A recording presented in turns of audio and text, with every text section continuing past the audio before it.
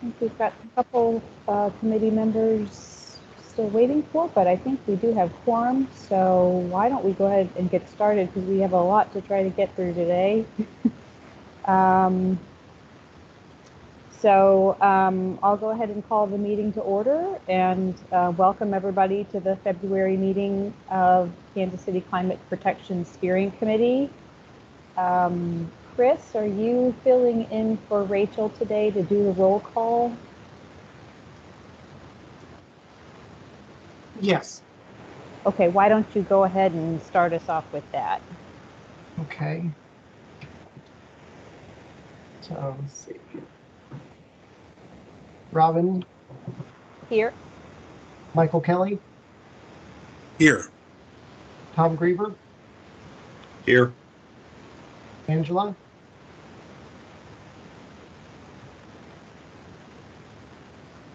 Don't see her on here yet. Okay. Beth.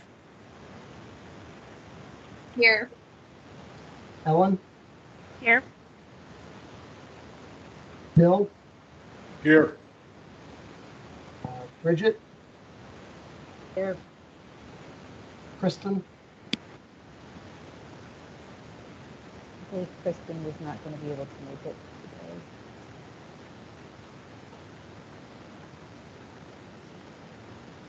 Okay. Thanks, Chris. Okay, so just wanted to mention a couple things before we get into our agenda.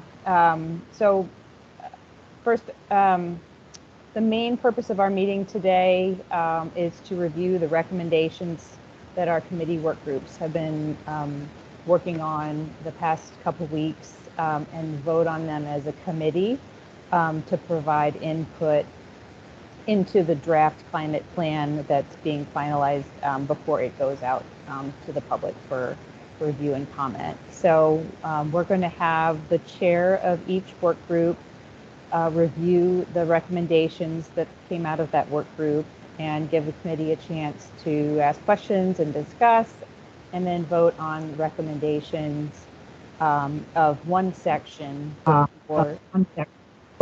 before moving on to another.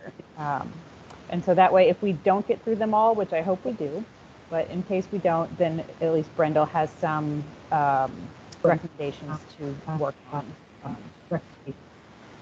So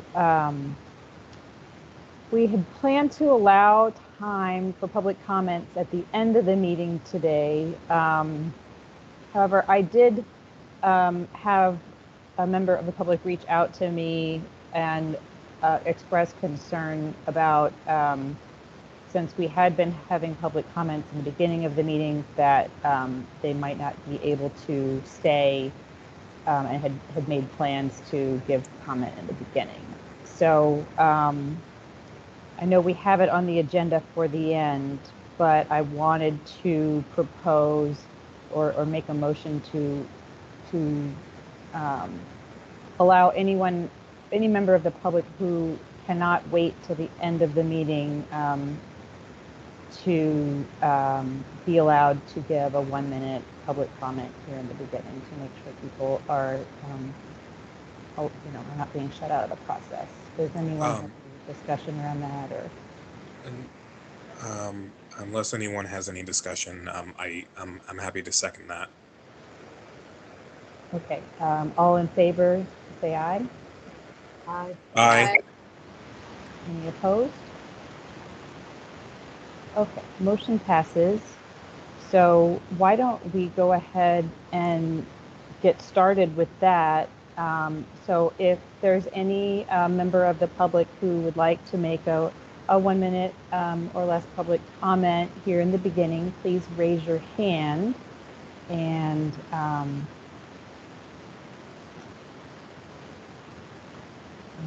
we will call on you. I guess I see one hand for Adam Rossi. Adam, let's see, how do we, Chris, can you help unmute? Or can you hear me? yes. Hi. Thank you very much. Thank you, steering committee. My name is Adam. I live in the 3rd District in the Northeast.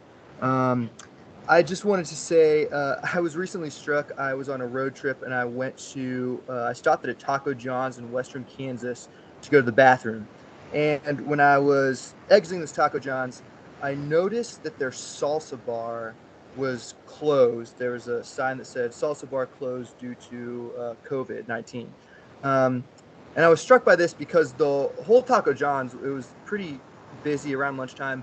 Nobody's wearing masks. There's nothing on the door saying anything about wearing masks. Um, but yet there's salsa bars closed. And I thought, man, regardless of what you think about the proper response to COVID, like this seems pretty inconsistent. Maybe, and I thought maybe this is even like kind of a publicity stunt thing. Like, oh, we're doing something to stop the spread of COVID. We're closing our salsa bar. But really, I don't think doing anything, especially if nobody cares about masking in such a setting.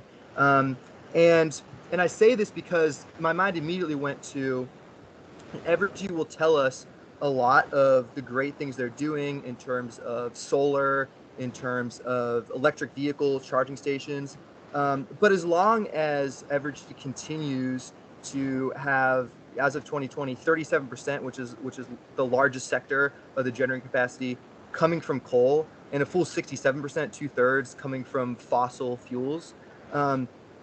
Anything else they do is really kind of, and they're just closing their salsa bar.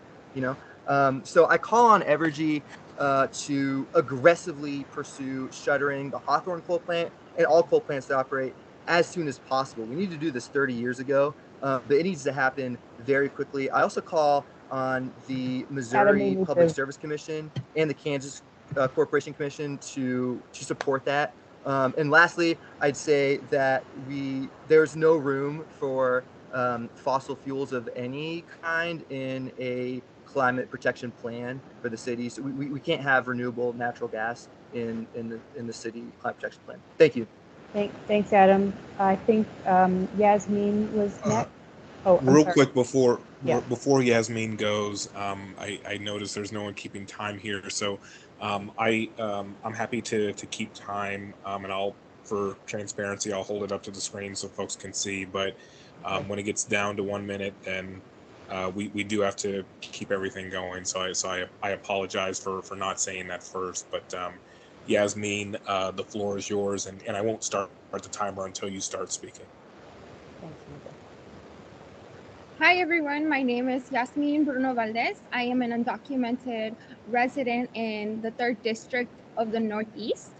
I am calling on the Climate Protection Steering Committee to listen to the community and not utility executives. You are all here because you represent us and because hopefully you want to advocate for the most vulnerable populations within KCMO. I am asking you to not endorse Fire's fossil gas alternative plan, wrongly labeled as renewable natural gas. In addition, we need you to demand that Evergy close its coal plants that threaten our health and perpetuate the climate crisis. The communities of Northeast KC, who are largely Black and Latino, are disproportionately put at risk because of these policies. You have the power to prioritize these frontline communities. Please do the right thing today. Okay. I see Ellen has got her hand raised. Hi, my name is Ellen. I live in the 3rd District of Kansas City, Missouri, and I just wanted to say that I also am against Evergy's plan, or Spire's plan, rather, for a clean natural gas. I think we have seen that it's essentially a lie, because even though natural gas technically burns cleaner, the amount of environmental devastation required to get that poses an unacceptable risk to the environment. And also we need to stop burning fossil fuels immediately. And to that end, Evergy needs to close its coal plants immediately. Thank you. Okay. I don't see any more hands up. So again, we will also plan to take comments at the end of the meeting, and the public can also send email comments into Office of Environmental Quality at any time. And there was also going to be several weeks where the public can send in comments once the draft plan is released. And I expect, as we talk about next steps, that one of our upcoming committee meetings will be largely, could be largely dedicated to hearing public comments. So for today, let's go ahead and move ahead with our committee's recommendations. Looks like there is one more person with their hand raised. Oh, I'm sorry, I didn't. Well, oh, okay. Why don't we go ahead and let them speak? Adine? Hello, my name is Aiden Allen, and I'm a student at UMKC as well as a leader with Sunrise KC. And a question I have today, and which I'm sure many others have as well, is who do you serve? You claim this climate action plan is for the protection of our environment, yet you wish to continue the use of quote-unquote renewable natural gas and allowing Evergy to continue running their coal plants, which only continues the catastrophic damage to our environment, putting our most vulnerable communities at risk. And also, you claim to want the community involved, yet instead of investing directly into working class Black and brown communities that have been historically harmed by utility executives through disconnects and predatory practices, you are endorsing false solutions written by the very people oppressing us. It is obvious that this plan is not for the community, but yet another way to fill up fossil fuel executive pockets. We deserve to have our climate protected, our homes protected, and to not be misled by this disastrous climate action plan. End the use of fossil gas alternatives, shut down Evergy's coal plants, and listen to the people now. Thank you. Okay. All right. With that, I think we're ready to move on to our work group recommendations. And I'd like to start with the prioritization work group and then move on to the work groups as they appear in the plan. So starting with mobility and then moving on to energy. If is there any opposed to that? Okay. Sounds fine to me. Okay. So I guess I thought I would bring up our recommendations, and if we need to change them as we go along, or if there's any, then we can do that and vote on them. Does that sound okay? Okay, so I'm going to bring up the prioritization. So I'm going to share my screen so everyone can see.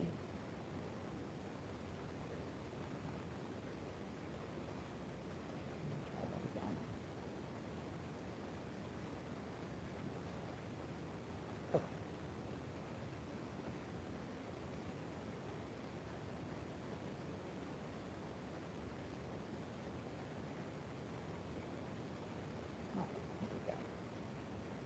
Okay, does everyone see that?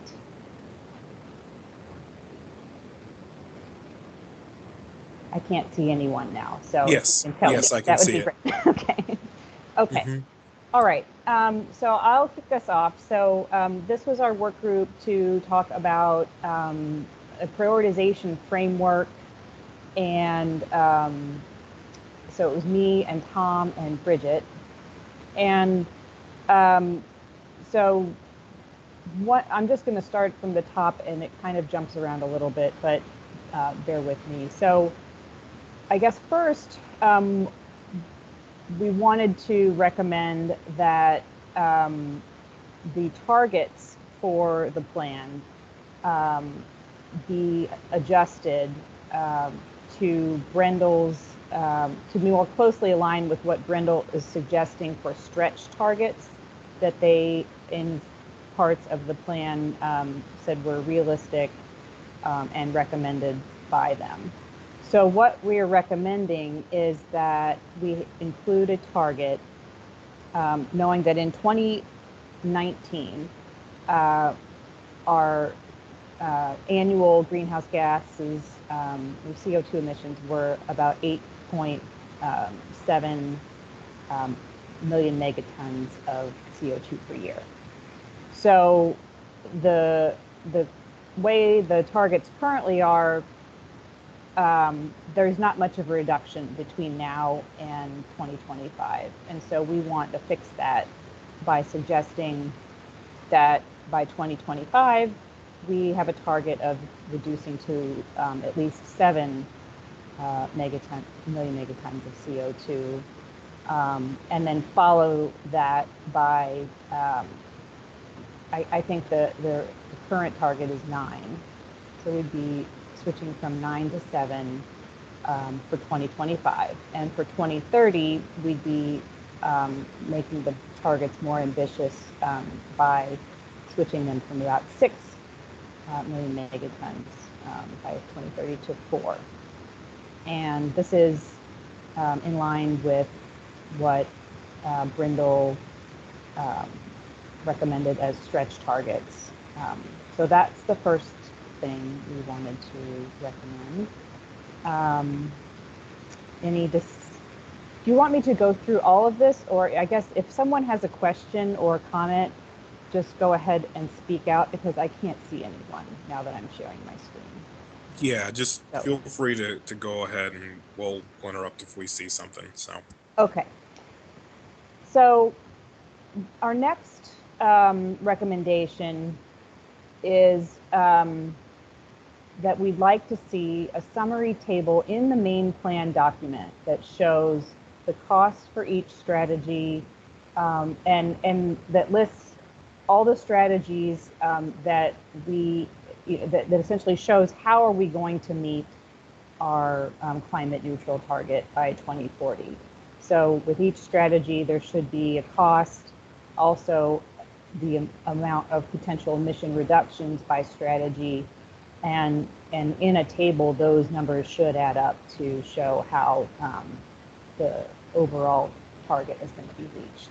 And we referenced the Ann Arbor A to Zero plan as an example that we liked, that we thought was clear and easy for anyone to understand how the strategies would add up. Because we think it's important that anyone be able to see clearly from this document how the city plans to meet its targets. And so we thought that it's important that it be summarized and that it be included in the main document. Another thing that we found that we thought that was missing from the plan was a recommended scenario for meeting these targets. So there's several different strategies with potential emission reductions listed in the plan, but there's not one leading recommendation or preferred alternative, perhaps is a way of saying it, that has a graph and showing a clear pathway for how we're going to get there. So we've included this example graph, which is also something that the Ann Arbor plan has, to make it easy to see how emissions will go down with our recommended alternative over time. So continuing on after that, we would like to recommend that figure 2 that shows the emissions by category for the years, I think, leading up to 2020 or 2019, also be extended out to show how we plan, what our plan would look like if our plan was implemented, what those bars would look like in 2025, 2030, and 2040. And then in terms of the prioritization and scoring framework, our committee honestly just thought that the current framework and scoring could be simplified. And we again liked how Ann Arbor had scored their strategies and given each strategy a score based on criteria that was laid out. So the round graphic we thought was kind of confusing, and we were concerned that it was conflating mitigation strategies with resilience strategies, and that's not really comparing apples to apples. So what we're recommending is to just instead adopt Ann Arbor's framework, and we have even done the scoring ourselves with assumptions that we've documented too.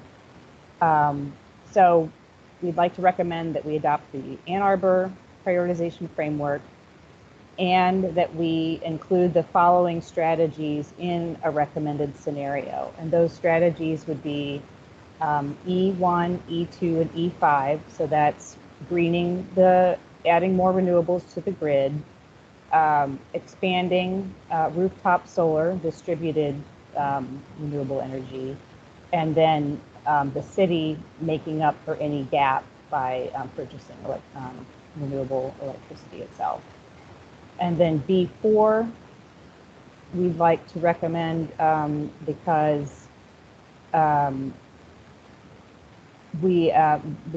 that's the only way we can get to zero out our natural gas emissions is by pursuing B4.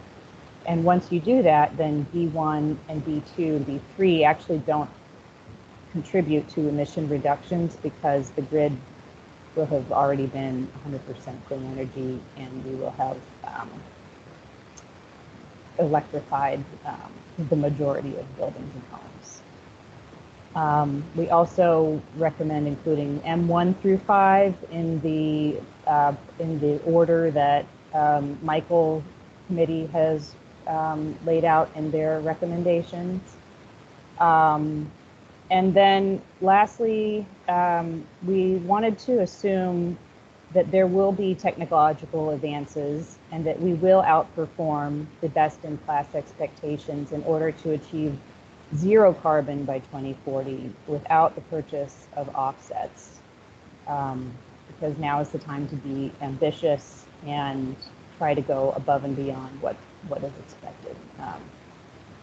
And then lastly, we wanted to include the reduction potential by strategy in the body of the plan in the subject area, so it was clear as you were reading through the plan how much each strategy could reduce emissions. So that was a lot, and I'll now let's open it up to any discussion, or if I missed anything, Bridget or Tom, please feel free to. And Robin? Yes. Quick question. The under the very last bullet you have there where it has the committee's scoring, is that a separate link that I can reach out to get to Brindle? Yes. Okay, thank you. Mm-hmm.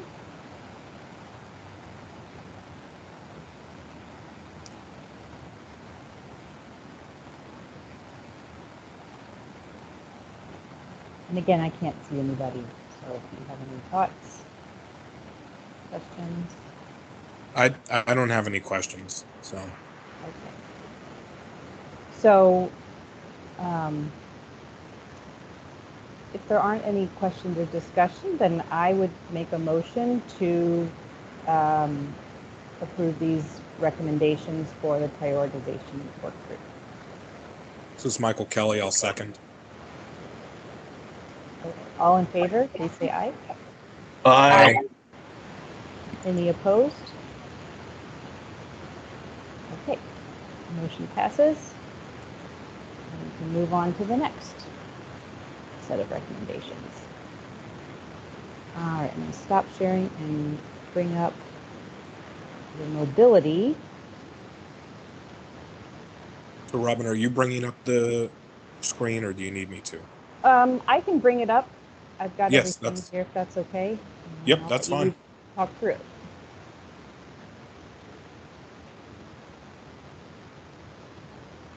Once my computer cooperates.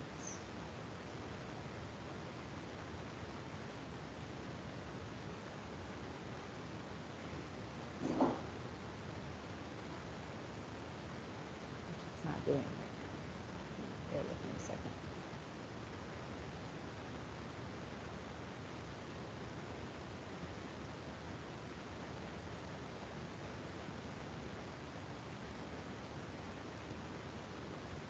Has anybody else got the mobility work group section open and can share their screen? Because I don't know what's going on. I can do that. Hold on one second.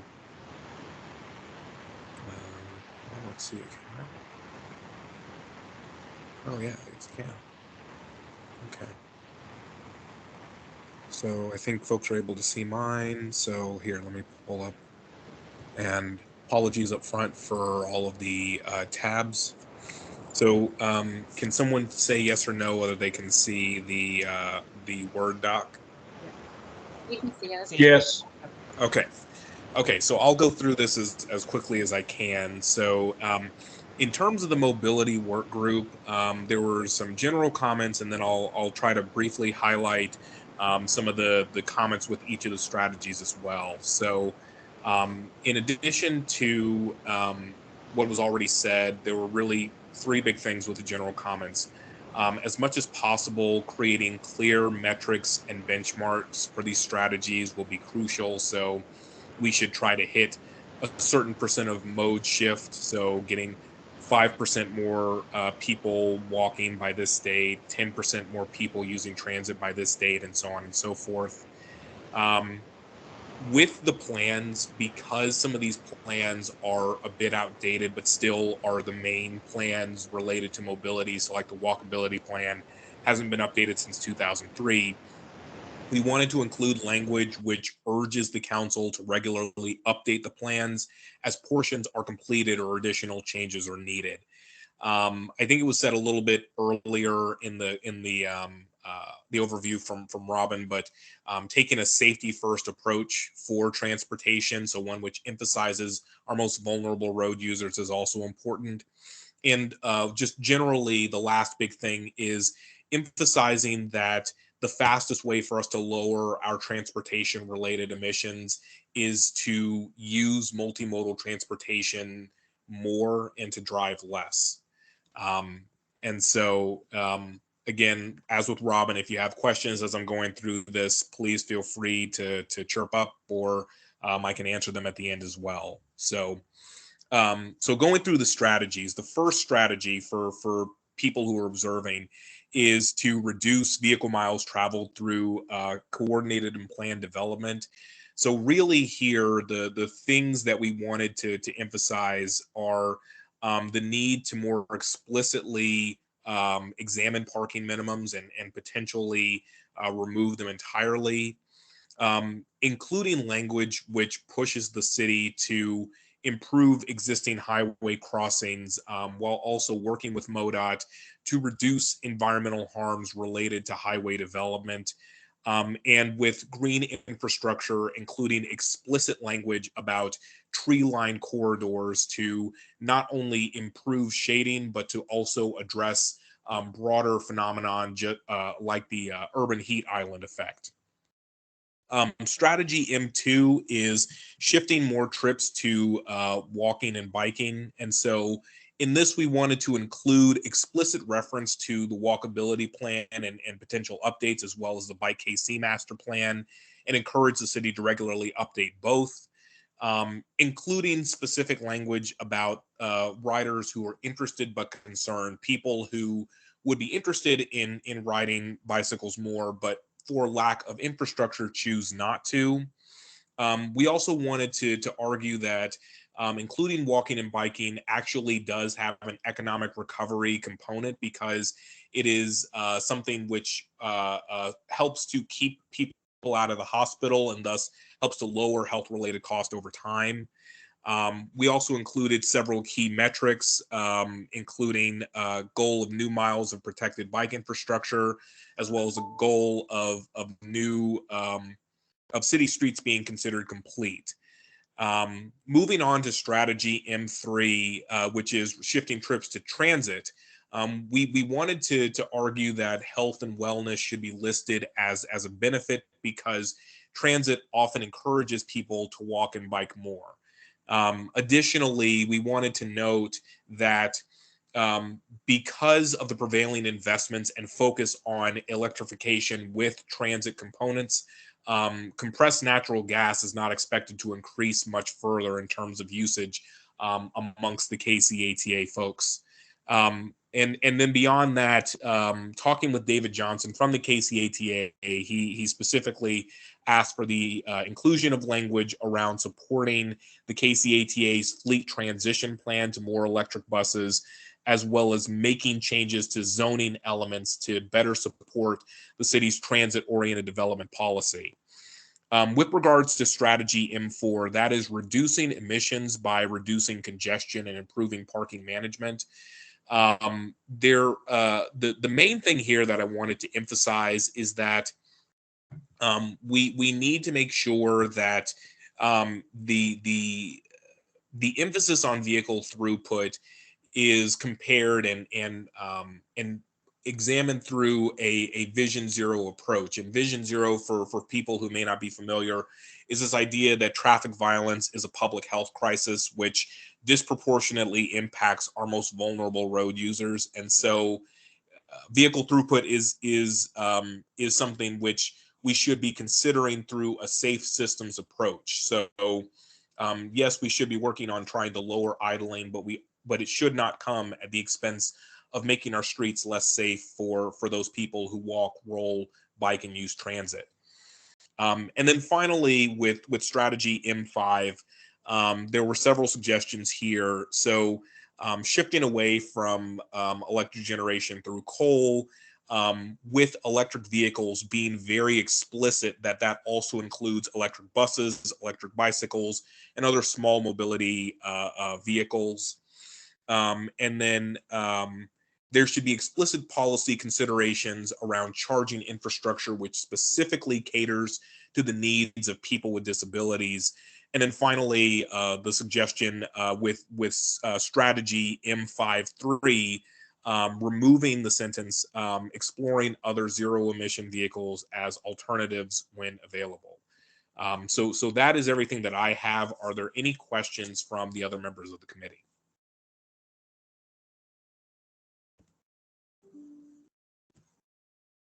Okay. I have one question, Michael. Yes. Can you explain again during M3 what I guess, go back to M3. I guess I'm just, can you expand a little bit about what was said about CNG? Yeah, about the ability to move away from that. So what was explained to me is that because of how investments are working at the federal level, as well as the requirements from the infrastructure bill, CNG as a fuel source has effectively hit its peak in terms of how much the KCATA can use it for resourcing its buses. With that being said, they are actively working to try to shift to more electric buses. It's just that because of how the fleet is structured, it's going to take a very specific amount of time to shift to more electric buses. So that was the explanation there. Does that make sense? Yeah. Okay. Hey, Michael, it's Ellen. Yes. On the electric transportation, should we talk more about the infrastructure for electric charging stations or encouraging more electric vehicle use? Or at least have the infrastructure for folks that want to take advantage of it? Having the infrastructure in place is fine. Like I said earlier, I think that the big thing I would want to emphasize with any growth in new infrastructure is including specific consideration of how that infrastructure can support the needs of drivers and other people with disabilities. Yeah, I would totally agree with that. Mm-hmm. But also we need more infrastructure to move that direction.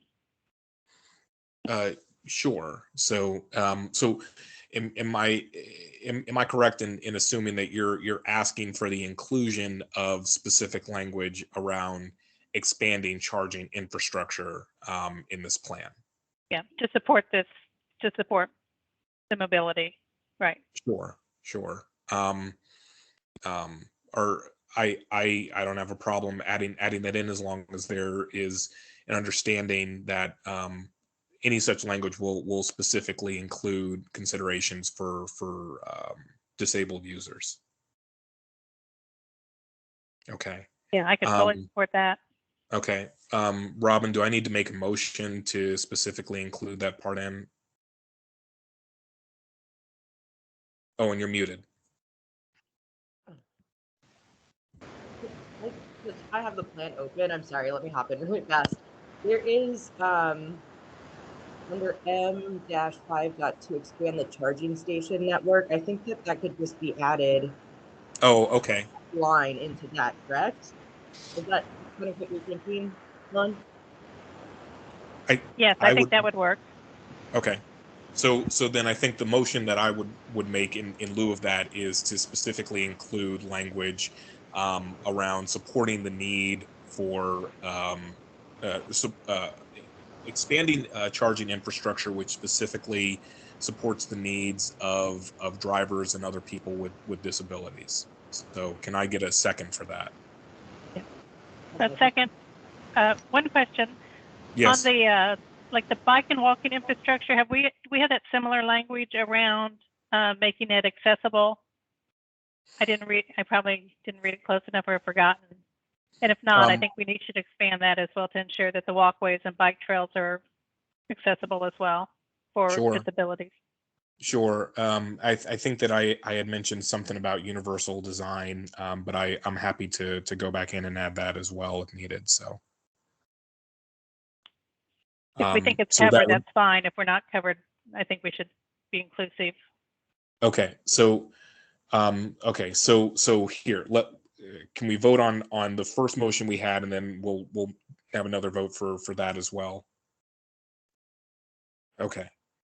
So the current vote is for adding in language around supporting the needs of people with disabilities as it relates to charging infrastructure. All those in favor?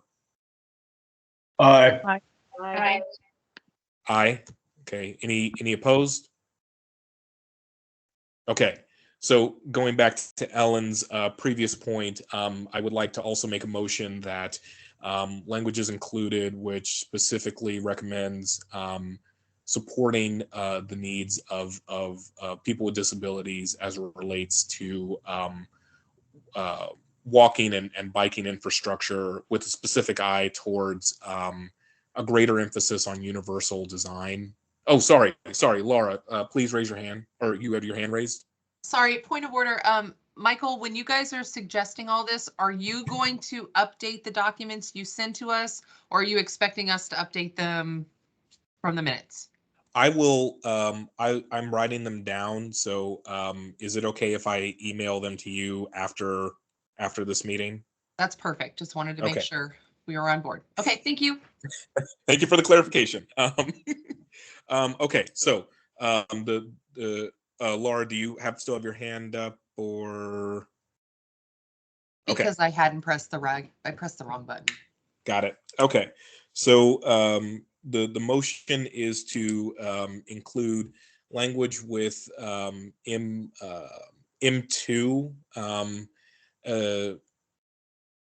specifically relating to including consideration for design elements to support people with disabilities, as it relates to walking and biking infrastructure, and a greater emphasis on universal design.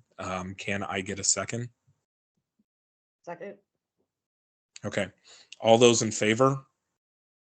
Aye. Aye. Aye. All those opposed? Okay. Motion passes. So I'm finished with the mobility piece, so I'll hand it back over to Robin. Okay, there's mute. Okay, well, our next section then is energy supply, and Beth was our chair. So let me bring that. I'm going to have to bring the Google Doc up because, let's see, this is it. Shoot. Can't see. It was up for a second. Okay.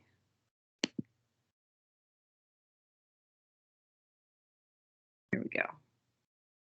Energy generation. Okay, so I'll hand it over to you, Beth. Okay. Thanks, Robin.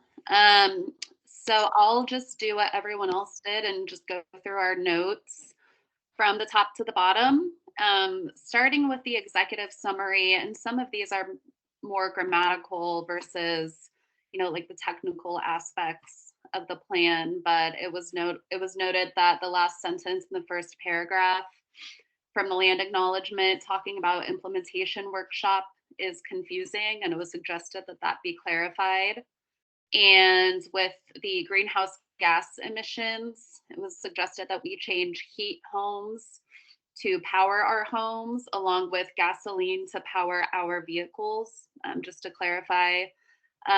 Heat versus cooling and power our homes just makes it more clear. And on the Hurricane Katrina example of how climate disruption, impacts migration, it was suggested that we have more recent examples of migration. The next part is the targets, which Robin already covered in the implementation aspects. So I'll just reiterate that this committee also talked about the targets and how the targets could be more ambitious, and our suggestions here mirror what was already accepted into the plan. Getting into the nuts and bolts of the plan on page 41, we had a conversation about how this was a little bit too general of an overview, because renewable energy can mean a couple of different things in terms of utility scale versus decentralized renewable energy. And wind energy does not add to the rate base. And so overall, we felt like this is framed or could be interpreted that renewable energy costs more, which is not true. We also wanted to note that it needed to be wordsmithed so that residential community solar availability is not conflated with subscription-based solar and/or utility scale solar, since those are different balls of waxes, as well as focusing on residential solar, community solar, heat pumps, and energy efficiency. And then we made a note that we needed to make that consistent with the building section. So I don't know that we landed on proposing exact verbiage, but those were the kind of concepts that we proposed in terms of outlining this in a more explicit way. Moving on to the E1, E2, and E5, the way that this is worded, it implies that moving to resilience decreases reliability, and E1, E2, and E5 fit under the resiliency strategy. And we also suggested that we continue to explore new technologies that would be more relevant with a 2040 timeline versus the 2030 timeline. Beth, I'm just going to hop in. I think I made a typo when I was taking notes in that I think what we meant to say was on E1, E2, E5, the way it's worded, it implies that moving to renewables decreases reliability. So I think that's what we meant. And so we do not agree with that and think it should be moved to be included in the resiliency strategy. Gotcha. Yes, that sounds right. Sounds right. And then again, this is what we already discussed. In the energy supply, we thought it was important to, again, be more explicit here and add eliminating the energy burden, eliminating pollution from our energy supply, and utilizing our homes and buildings as part of the energy infrastructure. On page 42, there was quite a bit of conversation about the graphic of Evergy's energy mix, and Ellen and Bill were going to actually work to come up with a more accurate graphic. And Robin, I may actually tap you to help explain why this was a topic of conversation, but essentially we thought it was misleading and was not conveying the information that we thought that what it was intended to. Is that right, Robin?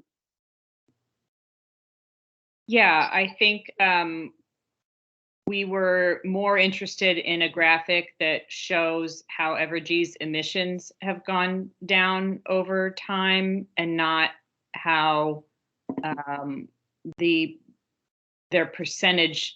their energy mix percentages have changed, because we know that the consolidation of the merger of KCP&L and Westar meant that Evergy got a lot of more wind in their portfolio, but it didn't necessarily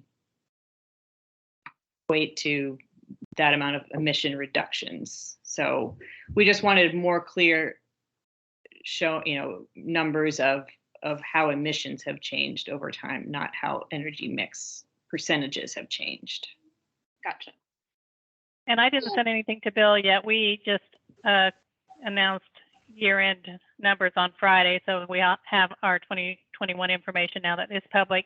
And that graphic also only went through 2019, which so it's kind of dated from that perspective as well. So I will send over. I'll start with Bill, but send over a couple of different graphics to consider. And Sounds good. Or maybe, okay, perfect. Sounds good. And then on page 41 on E1 strategy impacts, we noted that the resiliency benefit should be yes, and the co-benefits should include economic, health, and environmental justice. We also recommend adding a couple of more concrete actions for strategy impacts, one of them being asking the city to go on record and close Hawthorne coal plant generation by 2025. We also, Laura, go ahead. Hey, back on the, if you could scroll back about the strategy impacts, the resiliency benefit should be yes, see article, and then co-benefit should be economic, health, and EJ. Does that article state the science-based facts on why that should be that way? Does it lend itself to all three of those? Yes, it's the context we were talking about was electricity blackouts. And so this was why we thought that the resiliency benefit should be yes. The article does corroborate that with all three of those. Awesome. I read through all these. I didn't click on all your links, and I super apologize for that, guys. No problem. Thanks. No problem. Okay, so we want to ask the city to go on record to close the Hawthorne coal plant by 2025. We also noted that the plan, cited House Bill 734, which enables us to expedite closing down coal plants, and wanted to note that we encourage the city to double down on their support for that legislation, because pieces of legislation have been introduced in Kansas that would allow coal plants to be used in extreme weather. So in the event that that same type of legislation comes up in Missouri, we would like to go on record and say that the city supports securitization as is, without enabling the coal plant generations. Hey Beth, a couple things just on Hawthorne that I'd like to point out for everybody. One, I don't think anywhere in the plan we pull out of another specific asset that the city is asking a company to close. So I want to go put that on record. And then secondly, Hawthorne is not the only facility that supports the city of Kansas City. And we have an integrated resource plan that we go through that balances reliability, affordability, and sustainability. And I know later in the plan, we suggested that the city participate more in the regulatory process as an intervener. And I think that's really where the city, where we should direct the city, is to intervene in the rate case process.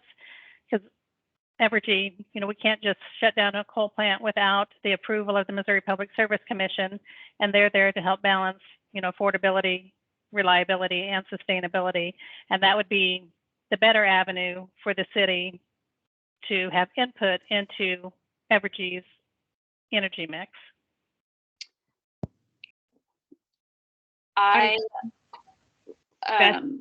Yes.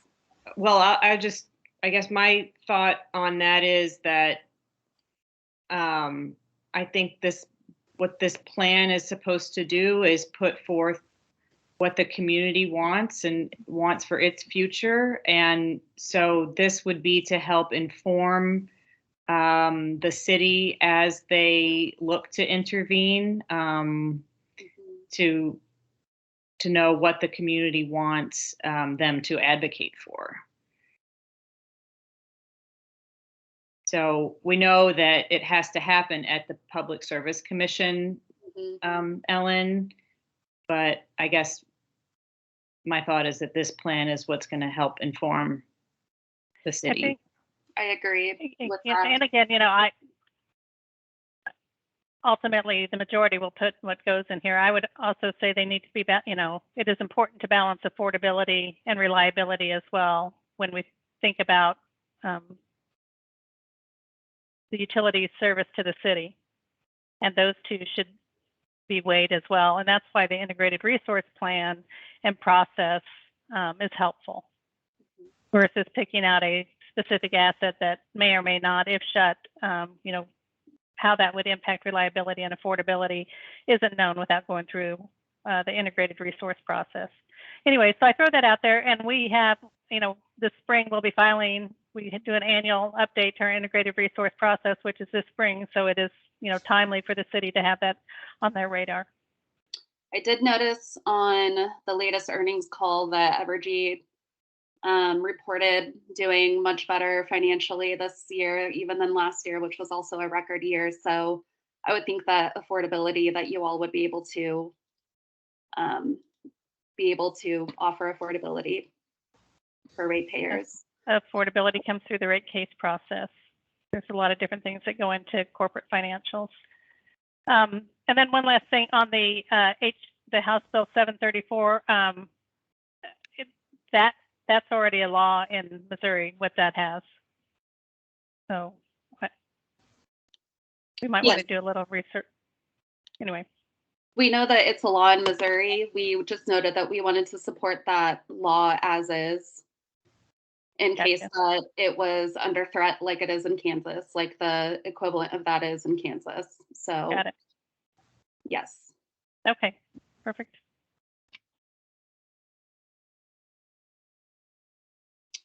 Okay, I'm going to keep moving on. We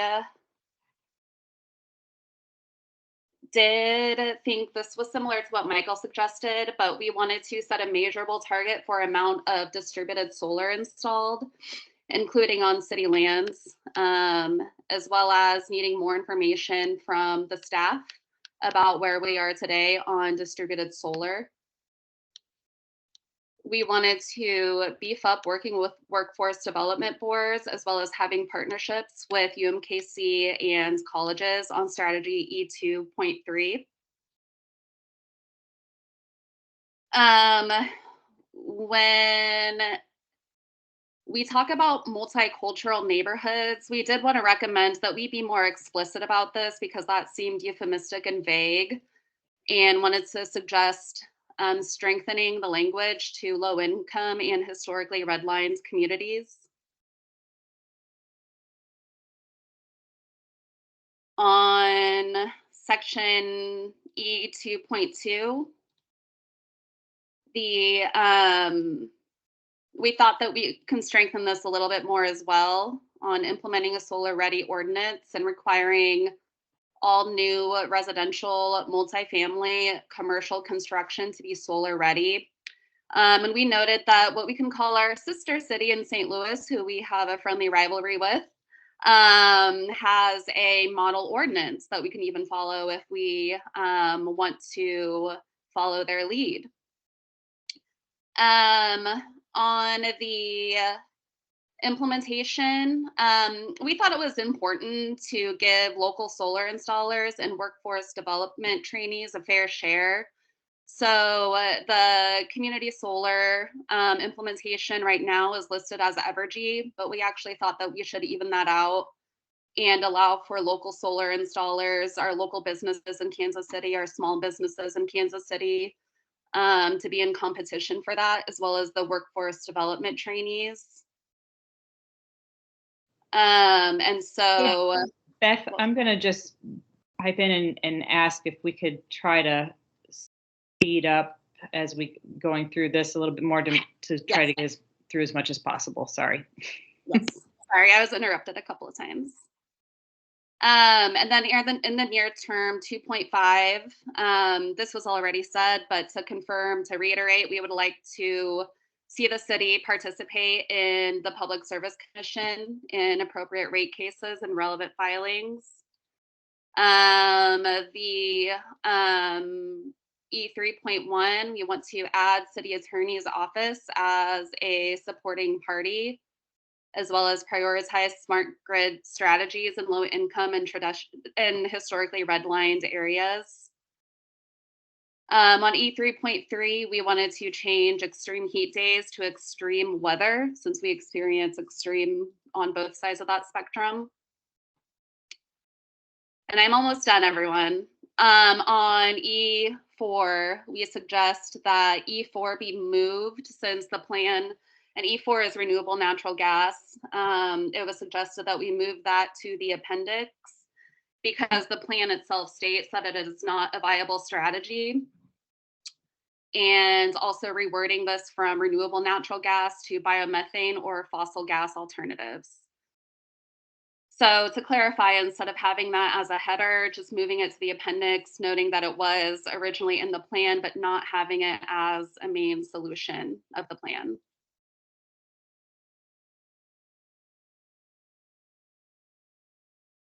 And then E5.4, just flagging that we want to work with counties and other permitting entities to allow for community and utility scale solar. And implementation of E5.5, create a city resource for households and businesses to go for a one-stop climate action resource, including energy, employment, trees, native plants, and electrification. The rest is not really just notes. Okay, I'm done.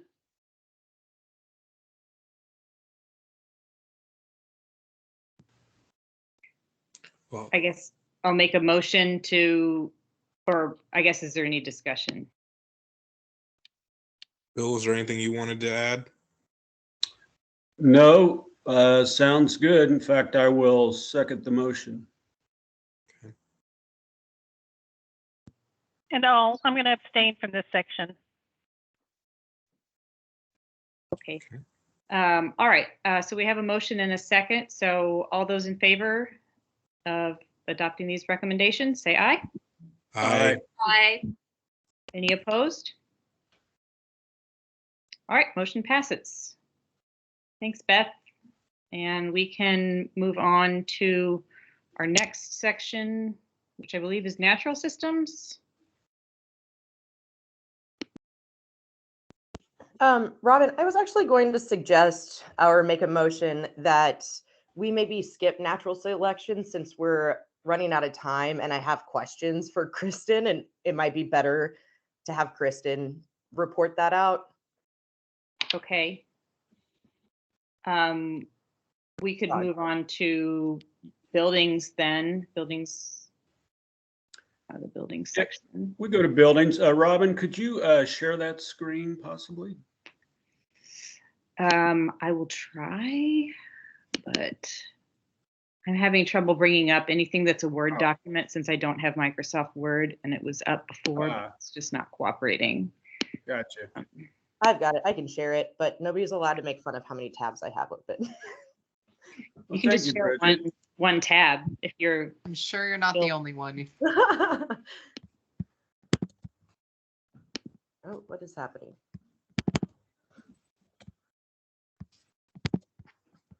Okay. There you go, Bill. Okay, and I will try to move through this at a decent pace. Of course, if anyone has any questions, holler. And so under priorities, we recommended B4 as the number one priority, followed by B2. So as far as priorities go, B4 and then B2. And going to recommendations on assumptions,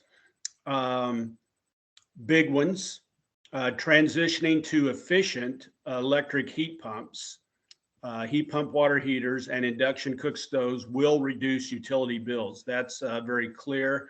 And there are some really great heat pumps out there for cold weather. In fact, I'm getting one on Thursday.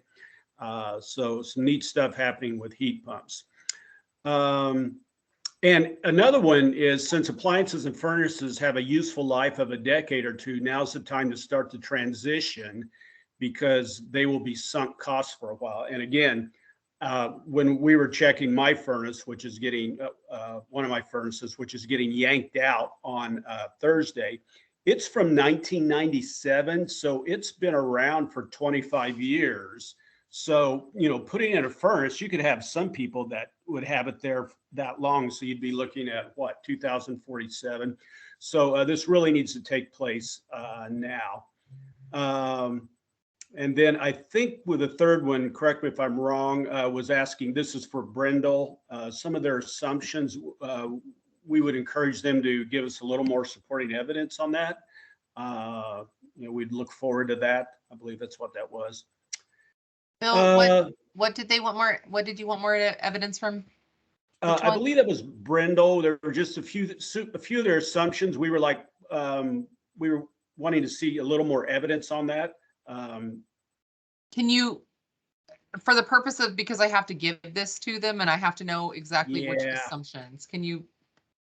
Yeah, I can, but not this moment. That's okay. As long as before it gets to me to get to Brindle.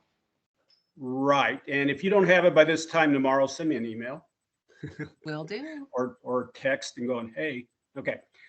So scrolling down a little bit, recommendations on partners implementation leads. Committee's a little concerned about organizations being able to designate themselves as implementation leads for future climate-related programs. We feel the city should be the implementation lead on most programs, and this would not include the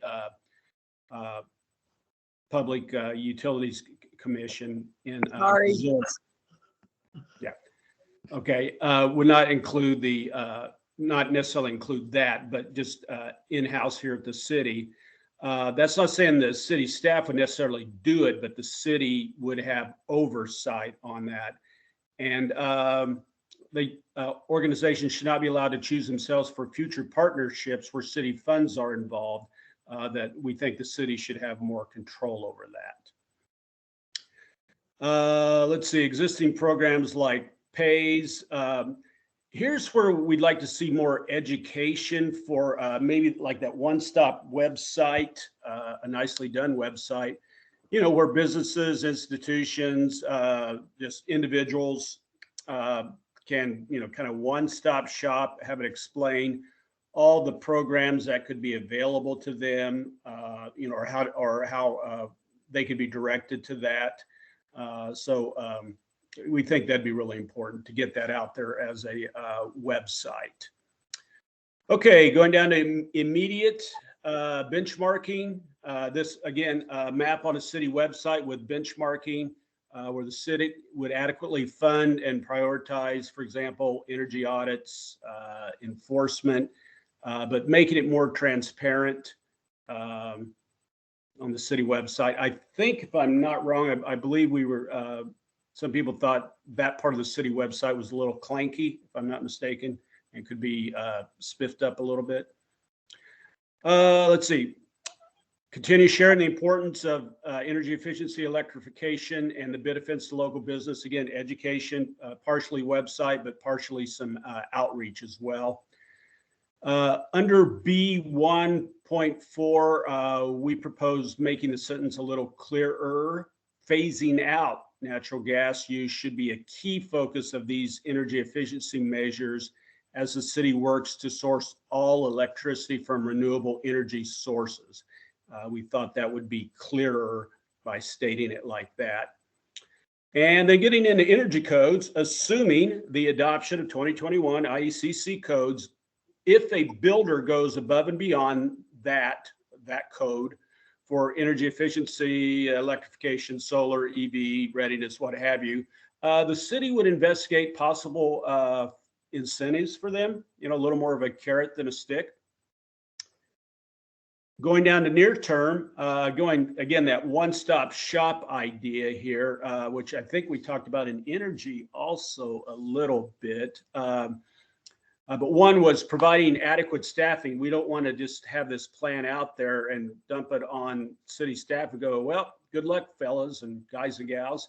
But, you know, is there enough staff, or in neighborhood groups, if it's going down to the neighborhood level there, that there is budgeted staffing where needed there.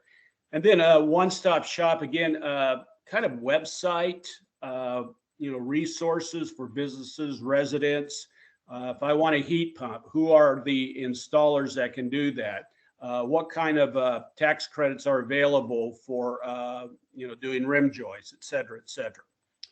B17, Kristen had brought this one to my attention, and it does have a lot of bang for the buck. I was doing a little more research on it, a little more for industrial, commercial, but to promote or educate, again, you could go back to the website, promote reflective roof coating for industrial and commercial buildings, which really can reduce cooling costs there.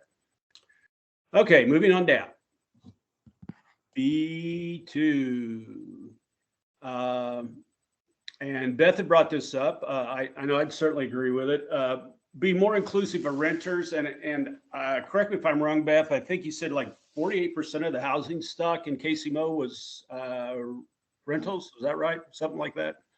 It's 46 or 48. 40, okay, so upper 40s, which was even a little higher than I thought. So if we exclude them and them as landlords and tenants on some of these, we're really doing a disservice there. We've got to find a way to get them more involved, and that can be a challenge because, again, a lot of times the landlords are not paying the utility bills. So there's a disconnect there that we have to be aware of and to try to build bridges there. B2.2, opportunities for engagement could include providing a salary or stipend to climate champions, especially in energy burden neighborhoods, or pursue some types of similar grants. And Robin had brought up Irvine's Cool Block program. And with this, I know Kristen had brought up ambassadors and the possible of full-time positions. And this would be modeled a little bit after Partners in Health, which is a very successful program. And both Kristen and I think highly of it, where you have someone who knows the neighborhood and can talk to people in the neighborhood and get their attention, and can go around and point out things that could be done there, because a lot of those folks will not be tooling around a website that looks really cool to find out what's available to them. This needs to be brought to them. So we feel this is very important to have climate champions, especially in the more energy burdened neighborhoods. Then if we get through them, then we can deal with Brookside and Briarcliff and stuff like that.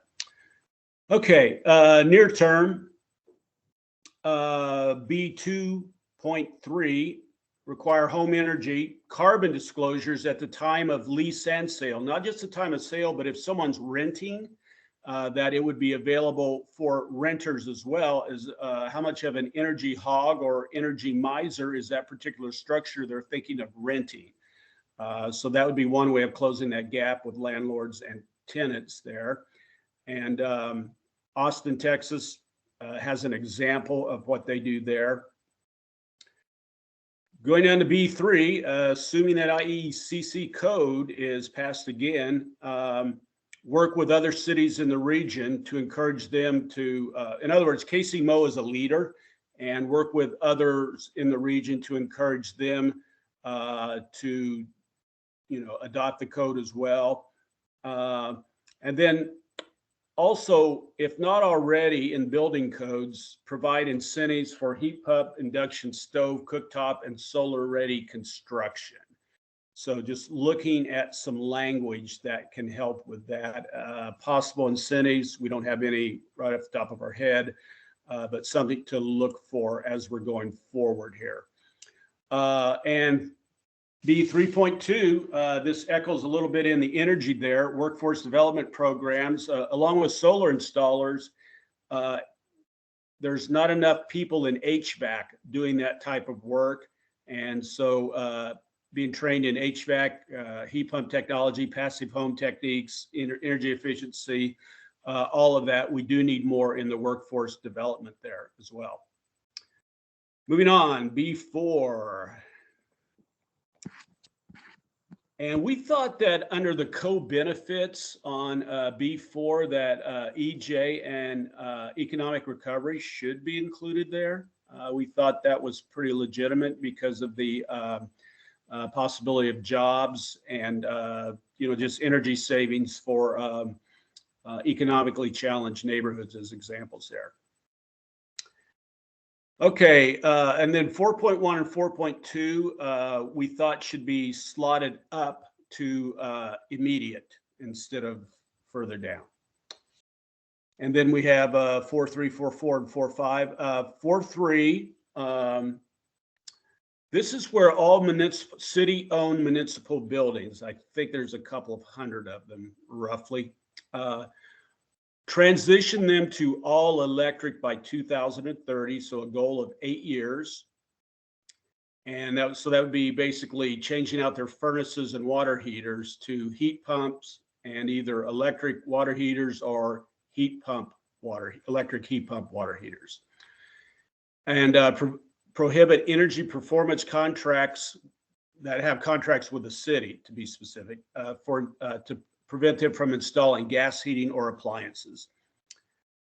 Also encourage Evergy, and this again could be in the IRP process, to increase rebates for heat pumps, electric appliances, and other smart home technologies. And B4.5, explore grant and private capital opportunities to issue low interest loans to building owners, landlords, property managers, homeowners, businesses, everybody, to help them electrify their buildings with modern, efficient appliances, which includes everything from heating and cooling to cooking, water heaters, all of that. Okay, so that is exciting going forward. Hopefully, see what the feds come up with there. Update existing programs. This is where we're getting into a little bit of a sea change here. We're going all electric is the way to go on climate moving forward, and to update existing programs to prioritize, promote, and train on building electrification.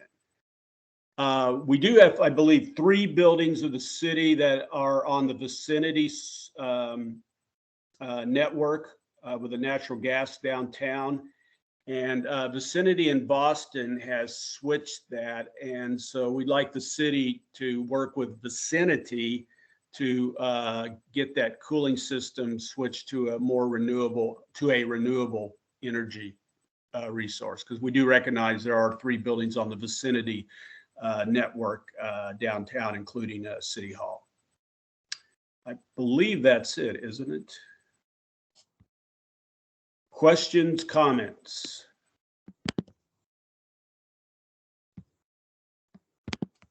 If there's no comments, in the interest of time, I'll make a motion to approve the recommendations from Bill.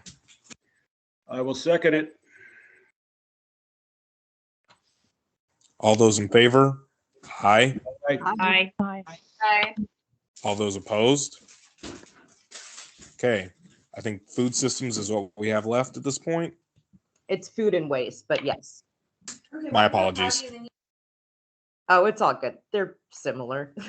Okay, let me. And just a time check, we're at 4:47, and there might be some who wanted to give public comment at the end. So I don't want to shortchange food, but just time check. Yeah, I can try to be fast. Okay, I guess I'll share this as well.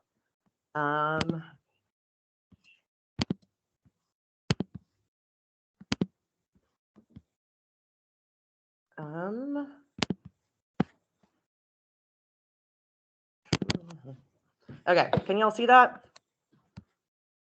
Yes. Great, thank you. So this is food and waste. It was Angela, myself, and Tom who wrote these up. So I'll go pretty quickly through this. Basically, talking about growing and sharing local and nutritious food, we decided to add with the Urban Neighborhood Initiative to incentivize land banks to sell vacant lots to communities in order to build more community and urban gardens to support food production and soil generation. And I listed a link here. It's the UNI and Heartland Conservation Alliance's Vacant to Vibrant, which discusses how the city can do that. We're going to suggest also add, and I think that this is kind of similar to what everybody else has been suggesting, but develop an e-commerce website to streamline food hubs across the city to provide citizens up-to-date information on healthy, locally grown food availability, including educational outreach in libraries, schools, and government buildings. So I just added a link to a farm in Southwest Missouri that does this. It's basically a website where you can find what food is different farmers or agricultural entities have and get those to people.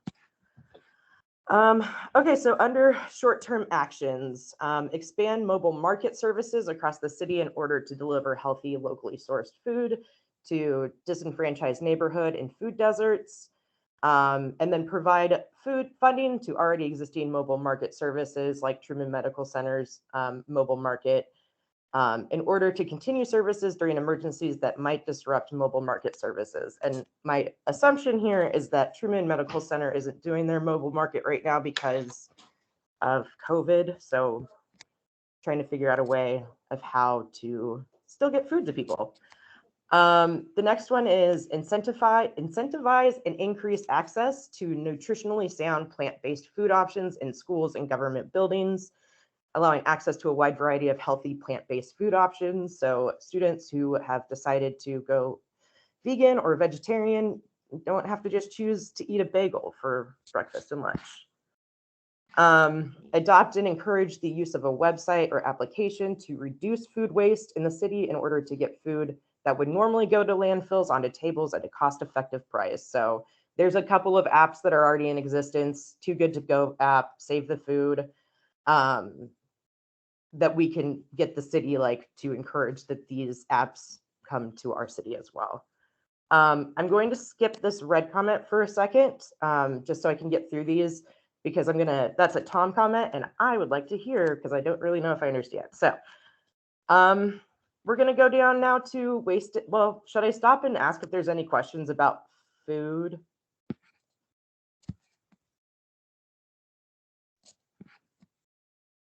No? Okay.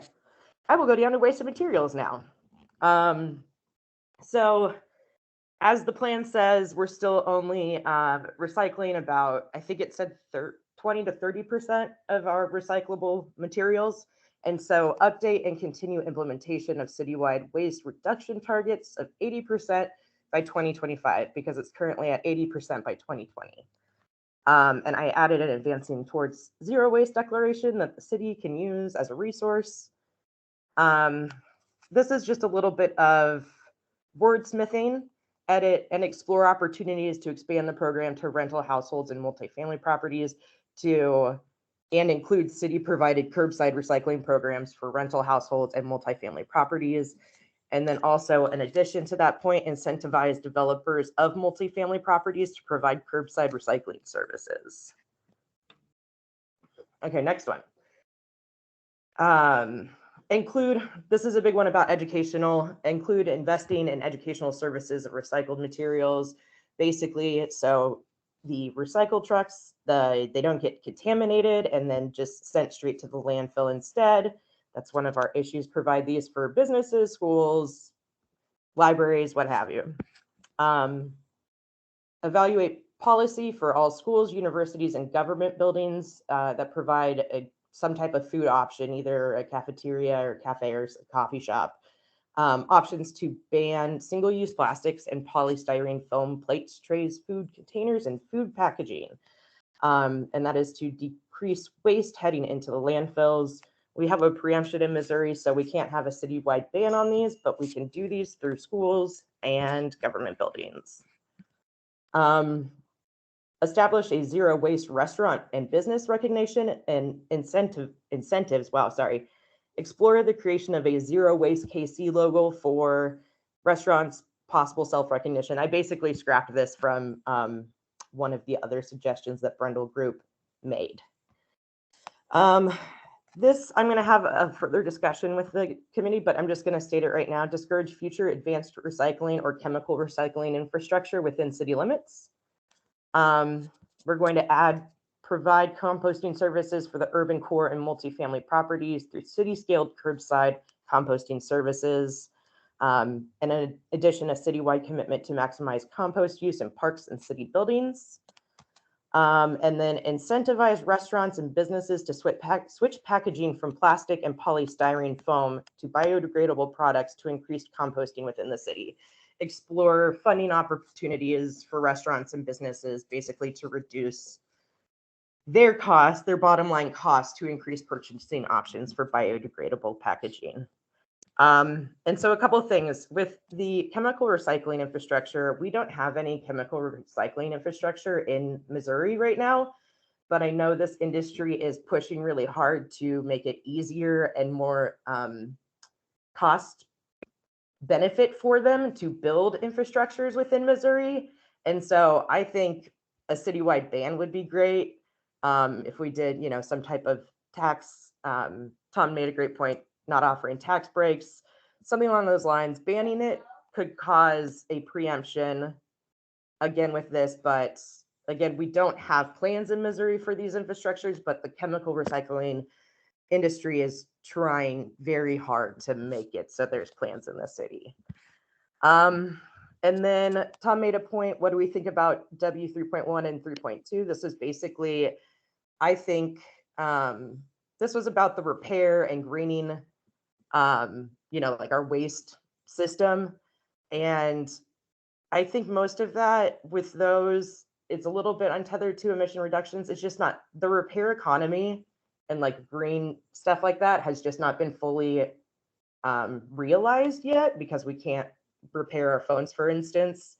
And we throw away a lot of cell phones, and there's a lot of emissions that go into making and tossing cell phones. So I'd love to hear what the committee thinks on that. And then Tom, I would love for you to hop on and talk about your comment right here.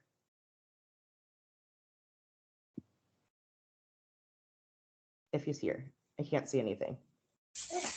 Real quick, Bridget, I think Laura had her hand up a minute or two ago. Okay, yeah. I did. I put it down. It's not that important. It just, we have to be really careful how we word chemical recycling, since our household hazardous waste facility, which allows people to get rid of household chemicals, could actually be seen as one of those. So we just have to, I know we don't actually recycle them, but yeah, just that was all it was. Okay, I'll look into some different type of verbiage where we can distinguish between the two. Perfect.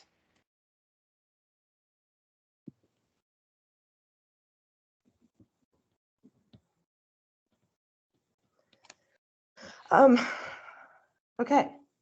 Is Tom here? I don't know if I saw him. Tom was here earlier. Do you have to drop off? Okay, well, I guess I will open this up to a discussion for right now. I went really quickly through that. I know, I'm very sorry. So.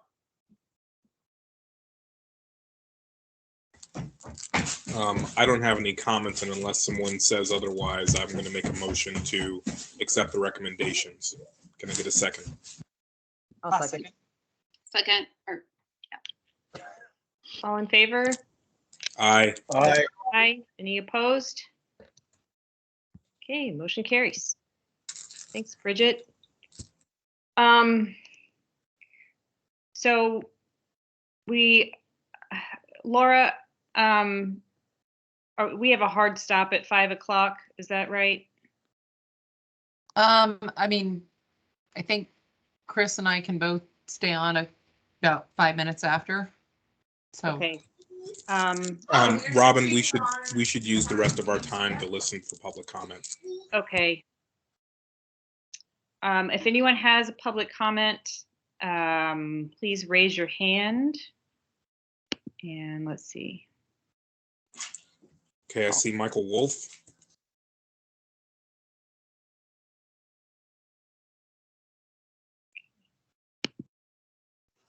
Hi, can everybody hear me? yes. Hello, my name is Michael Wolf, and I'm a leader with Sunrise Movement Kansas City. In 2018, I lived in Southern California, where I had to evacuate a wildfire, and it got me extremely sick. It exacerbated my asthma. I didn't have health insurance. I lost paid time off at work, and I was left trying to pay my student loans and healthcare and rent. And it was very triggering this year on Christmas Eve 2021 in Kansas City, because it was 70 degrees and there were fires. And I am very concerned that there are voices on this committee that are prioritizing the needs of Evergy and Spire over the needs of the community. I've seen a lot of encouraging conversation and recommendation from folks in this committee. I would just say there are a lot of groups that Brendel has not reached out to right now, including folks heavily affected by the Kansas Area Transit Authority, as well as a bunch of other community groups in the process. So I would hope that this committee takes those recommendations seriously. Okay, next person I see is Teresa.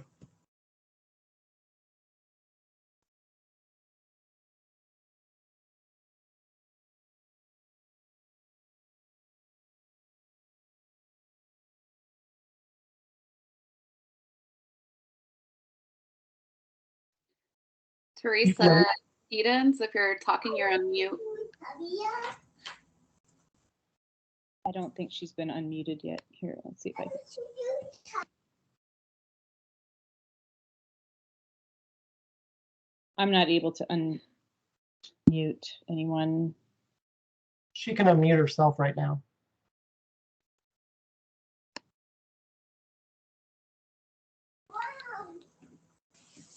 Okay, in the interest of time, we'll move down, but we'll come back to her.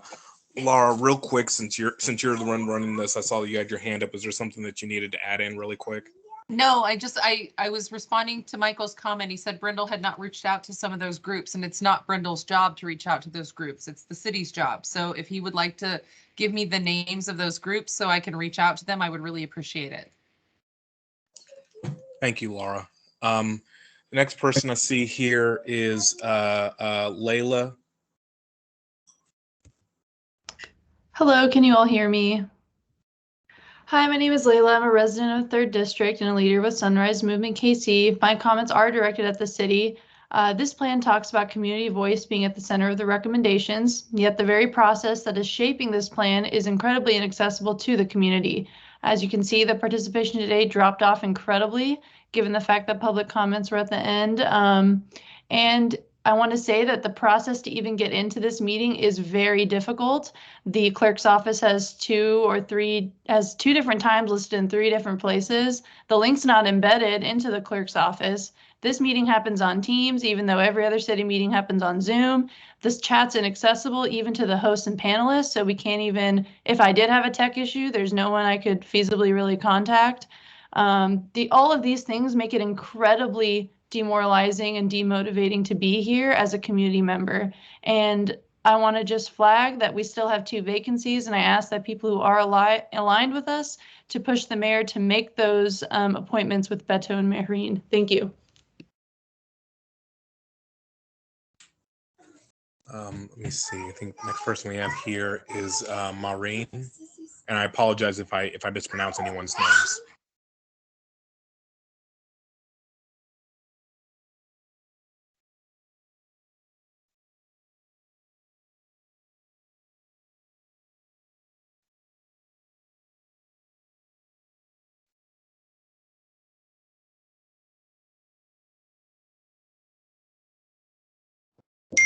Hi, can y'all hear me?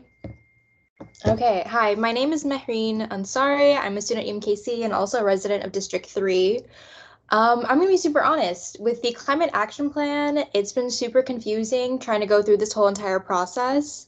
And I don't think it's fair that I feel like a lot of people here have been left in the dark. I mean, when we went through it at the last meeting, it was super rushed, and then we also weren't given a copy of it when it almost seemed like that was what's going to happen because we didn't even get to go through all of it or even in depth. I also want to point out that I think it's really inappropriate that we have these meetings at like 3 p.m. on a Monday when it's a working day, and this prevents a lot of like working class BIPOC to join in. And I think it's really important that this time is shifted to like an evening or something like that so that more people are able to join because this is during a typical 9 to 5 day for most people. And I also remember like earlier we talked about renewable natural gas, and I wanted to touch on that again because I think it's really important that like this plan pushes for what is possible and what needs to be possible. We can't just continue relying on fossil fuels, especially with like how we see Russia and everything is going down with that. I think it's really important that we find ways to move away from those things rather than trying to continue using those things because this dependency is not helpful to anyone in any circumstance. And so I think it's really important that we shape this plan in a way that benefits all Kansas Cityans and the planet and is not just like what is a compromise that a company can make, but rather like what do Kansas Cityans deserve? What do we want as Kansas Cityans? Okay, Maureen, I'm sorry to interrupt you, but your time had expired. I think the next person we had was Ryan.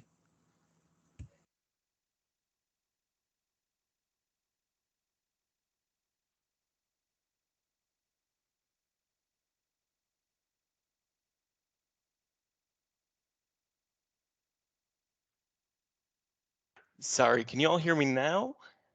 Okay, cool. Thank you. Hi, my name is Ryan, and I live in the 4th District. I'm a leader with Sunrise Kansas City and a member of the Midtown Tenants Union. We've been beating this drum throughout a good amount of the public like outreach parts of this program. So I just want to say like there are problems with this program, like Mehreen and Layla were just talking about.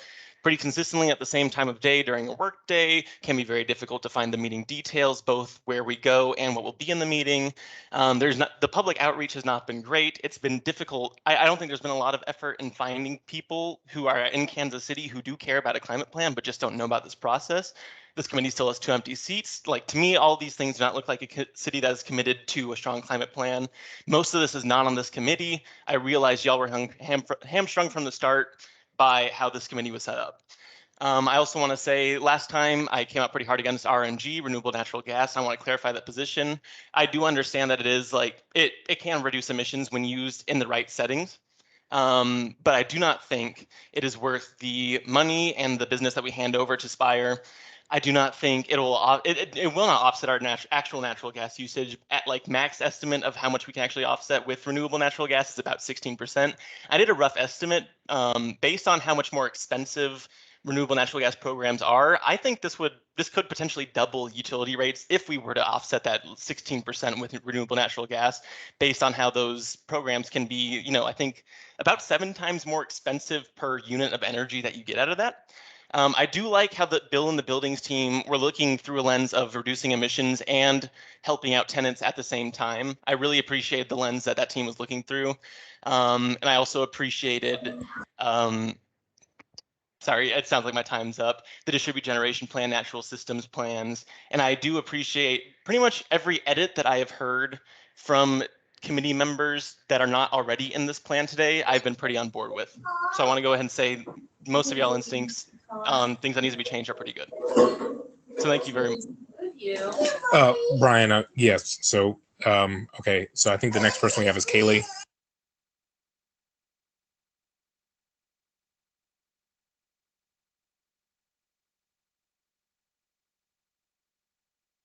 Hello, can you all hear me? Hi, my name is Kaylee Ford. I'm from Northland and I am a leader with Sunrise Movement KC. I would first like to agree with what Maureen and Layla have said about the accessibility to this process and how honestly awful it has been. Second, I have a lot at stake with the climate crisis being a young person.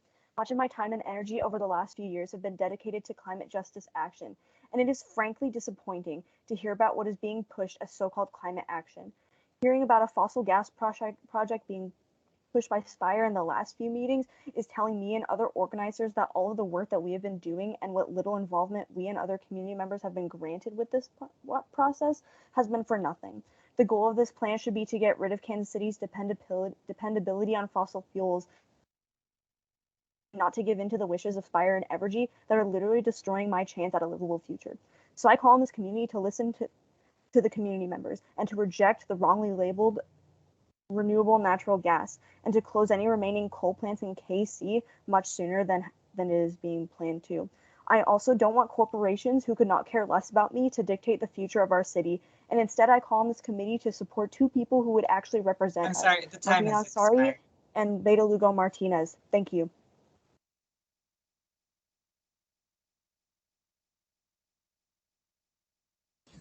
Okay, next person we have is Raymond.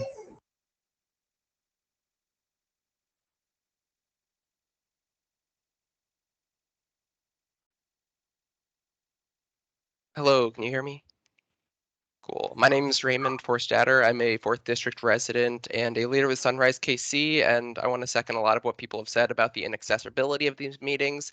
And also I want to kind of talk to the fact that this committee has talked a lot about centering community voices and the importance of community voice, but a lot of times the action has shown that it's a bit of lip service. If you look at the fact that community input is what led this steering committee to write a letter calling for utility moratorium shut off, but really the result of that was a closed door meeting with utility companies that the public was not allowed into. I also want to kind of talk to the fact that I think it was pretty gross to hear the representatives from utility companies talking about the affordability impact of shutting down coal plants when there are already thousands of families around Kansas City that are having their utilities shut off because they can't afford the current rates anyways. So the fact that they are talking to the idea of something making it unaffordable is kind of ignorant to the unaffordability that exists already from these companies.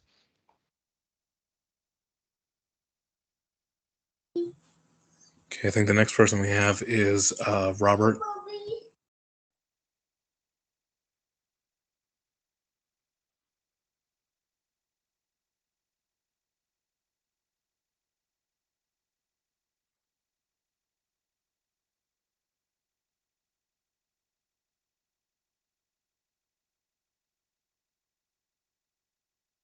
Robert, if you're speaking, you're on mute.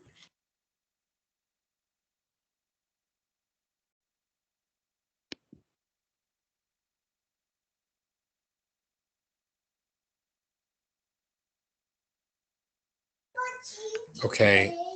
Yeah, we'll just go to Ben instead at the moment. So. Thanks for all your work, committee. Ben Crawford, Environmental Management Commission for Kansas City. I think. And you're real quiet. Oh, sorry. I don't really know how to fix that. And I don't know. Can you hear me at all? Very faintly. Okay, so I'll just try to speak up. I'm not sure what's happening with my computer. But I love the recommendations by the committee. And I applaud you guys for working so hard on these recommendations. One thing that I will say is that a couple of times it has been noted that there are structural ways that we've been either preempted by the state or that codes need to be updated in order to actually achieve some of the targets that we're setting. I haven't looked at the draft, I haven't seen the draft yet, but I wonder if stating those roadblocks explicitly as challenges may provide a focal point for working towards a solution for them, and including those in any kind of website that the city creates could provide resources for communities to engage in that process. I do know that in terms of green infrastructure, there are communities of builders and that need to update their best practices before the codes can change. So that's my recommendation.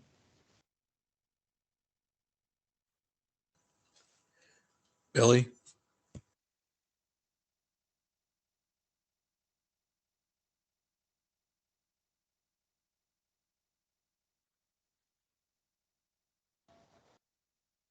Billy, if you're speaking, okay.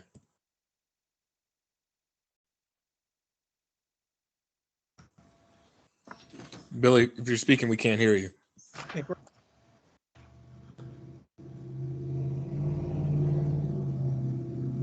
Robert? Yes, my name is Robert Moore. Can you hear me? Yes, sir. Oh, I'm sorry. I'm technology challenged on this end.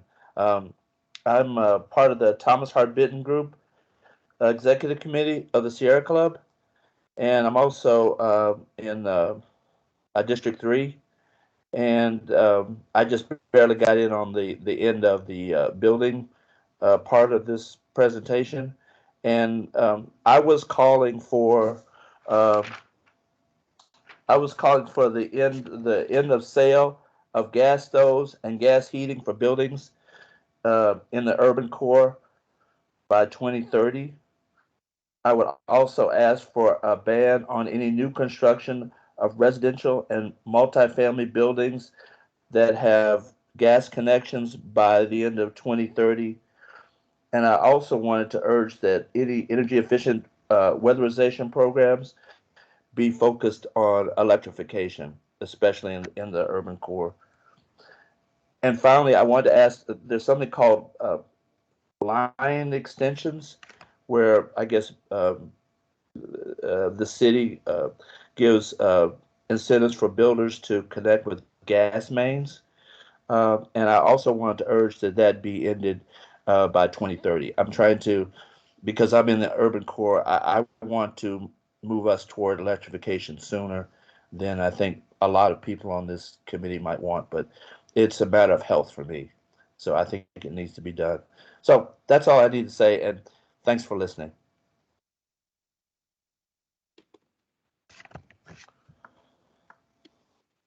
Okay. In the interest of fairness, I know Michael has his hand up, but he has already spoken, so I'll hand it back over to Robin. Is she still on here? Yep, I'm still here. And so I think that leaves us with natural systems. How do we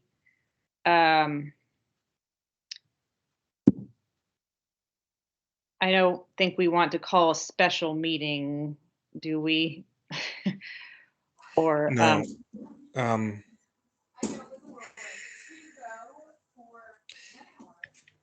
Is there enough?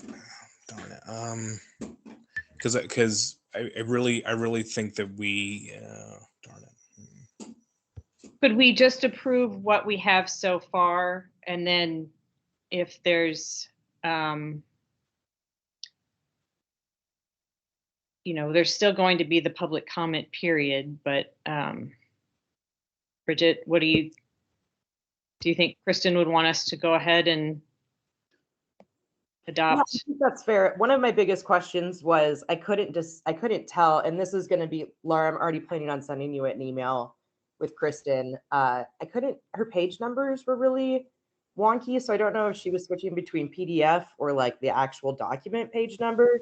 So that needs to be clarified in that document. But I mean, I think that she has the assumption that we were going to vote on all of these today. So yeah, I looked through them and I don't have any questions or comments. I don't know if anyone else does or.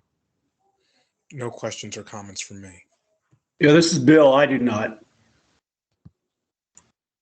Okay, I guess I would move that we go ahead and accept the recommendations from Natural Systems today. This is Michael Kelly. I'll second. Okay, all in favor? Aye. Aye. Aye. Any opposed? Okay. So we got through all of our work group sessions. Do we, Laura, want to talk anything about next steps before we close today? I mean, I can. The next steps are I'm going to get all of your recommendations to Brindle with clarification where I have it, and I'm going to send them also a copy of this recording so they can get a little bit more info on that. They've got approximately 2 weeks that we put into the schedule for them to incorporate your all of your comments. They didn't know for sure, what those would look like and how long it would take. And they will probably need to reach back out a little bit for some of them. And then the plan will then go to public comment. The plan will be open for public comment for a month before we go back to Brindle with public input and then deal with all of the changes that the public wants, or I don't know exactly how it's all going to work out at this point. We're still kind of running through how this is all gonna pan out, but we're definitely taking public input for a month, and then we'll have a couple of weeks for Brindle to incorporate those comments. And then during our next CPSC meeting, which is about a month out, we'll probably talk about how the CPSC wants to proceed after the public comments are all received. And then we're going to get this resolution in front of council so we can get the plan adopted. That's kind of the plan. There were some committee members that brought up the idea of, or the question of, will the committee see the plan before it goes out to public comment? Yeah, and I think we talked about that in the last meeting, and we voted on it, that in order to get it out to the public, for the public to have their input time and get their full time and get this to council before the Brindle contract was done, that whatever Brindle updates will come back to the CPSC at the same time it comes back to the public, and you will once again have time to comment as members of the Kansas City public on changes to that plan, but that they were going to update it. It was once they got your updates included, we were going to put it in, and then you could say, oh, wait, that wasn't right, or got that a little wrong, or we wanted that changed. But that was last meeting. It was voted on that we would send it out to the public at the same time, that as soon as Brindle got it updated. I think, I'm sorry, go ahead. Any thoughts on that? Does that still sound okay? Or do we at least want to get it in an email first? Or I know we're not scheduled to meet again before then, but.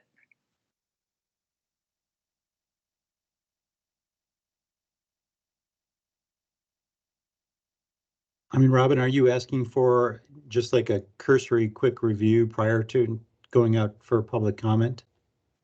Or what is your ask? Yes. Well, I wanted to see, because that had been brought up by other committee members during our work group, so I just wanted to flag that. But I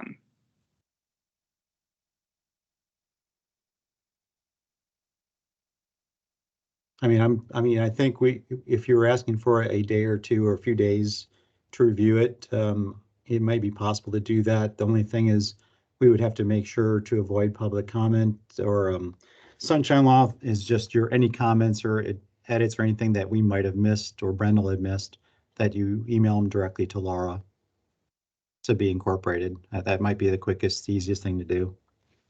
I think we don't want to drag this out, but I think maybe at least having a day to look at it before it goes out to public would be appreciated. Okay. If that's your guys' preference, that's fine with me. Okay, great. Okay.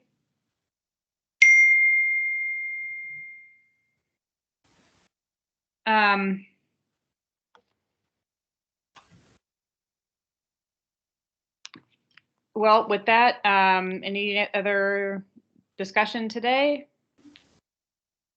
Otherwise, I will make a motion to adjourn. Second. Okay. All in favor? Aye. Aye. All right. Thanks, everyone. Thank you. All right.